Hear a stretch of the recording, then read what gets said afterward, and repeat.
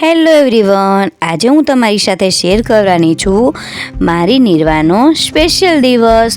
તો આજે મારી નિર્વા 5મા મહિનામાં બેસી ગઈ છે અને આજે એનું કરવાનું છે ઉપવેશન સંસ્કાર. તો જો સરસ મજાનું ડેકોરેશન કરેલું છે, પીપળાના પાન લાવ્યા છીએ, પીપળાના પાનમાં ઉપવેશન સંસ્કાર લખ્યું છે. કહેવાય છે ને કે 5મા મહિને જે બેસે એ 5મા પૂછાય. તો મેં પણ આજે મારી નિર્વાનું ઉપવેશન સંસ્કાર કર્યું અને થયું કે ચાલ મારી જે યાદો છે હું તમારી સાથે શેર કરું. તો જો સરસ મજાની પૂજાની થાળી ડેકોરેશન કરી છે. પછી ગીતાજીનું સ્થાપન કર્યું છે.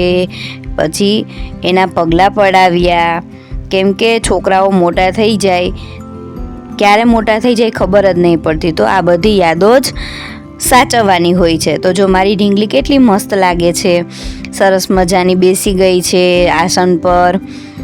આવી રીતે જો કંઈ ડેકોરેશન કરેલું હતું. કહેવાય ને કે એક મા માટે તો એના બાળકના બધા દિવસો સ્પેશિયલ જ હોય છે. તો થયું કે ચાલો આજે હું પણ તમારી સાથે આ મારો સ્પેશિયલ દિવસ શેર કરું. જો એને તૈયાર કરી બેસાડેલી અને એની ફોટોસ પાડતા હતા. અને પછી યાદી માટે બધાએ ફોટા પાડ્યા.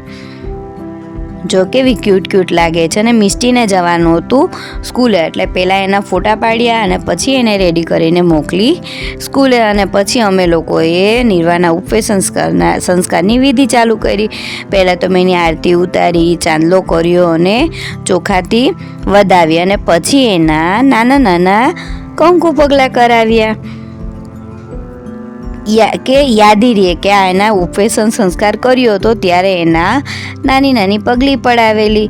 તો જો એની પગલી સરસ મજાની રૂમાલની અંદર અમે પડાવી.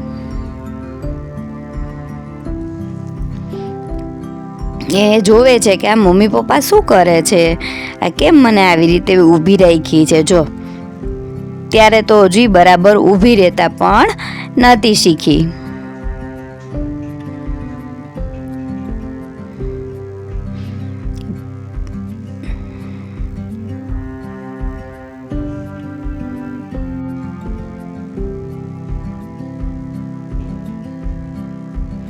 પછી અમે લોકોએ દાદાનું નામ લઈ અને માટીની અંદર પહેલાં તો મેં સાથિયો કર્યો અને પછી નિર્વાને માટી ઉપર ઊભી રાખી અને પૃથ્વી માતાને પ્રાર્થના કરી કે મારા બાળકને આજે હું તારા ચરણે ઓલું રાખું છું તો એનું ધ્યાન રાખજે.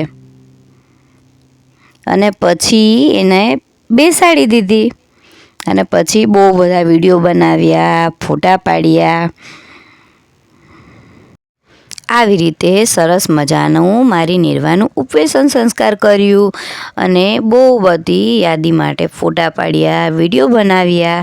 કેમ કે છોકરાઓ પલક ઝપકતા જ મોટા થઈ જાય છે. પછી આ જ યાદો આપને કામ આવે છે. તો તમે પણ તમારા બાળકોનું ઉપવેશન સંસ્કાર કર્યું છે તો જરૂરથી કોમેન્ટ કરજો. અને વિડીયો ગમ્યો હોય તો લાઈક કરજો, શેર કરજો અને ચેનલને કરજો સબસ્ક્રાઈબ.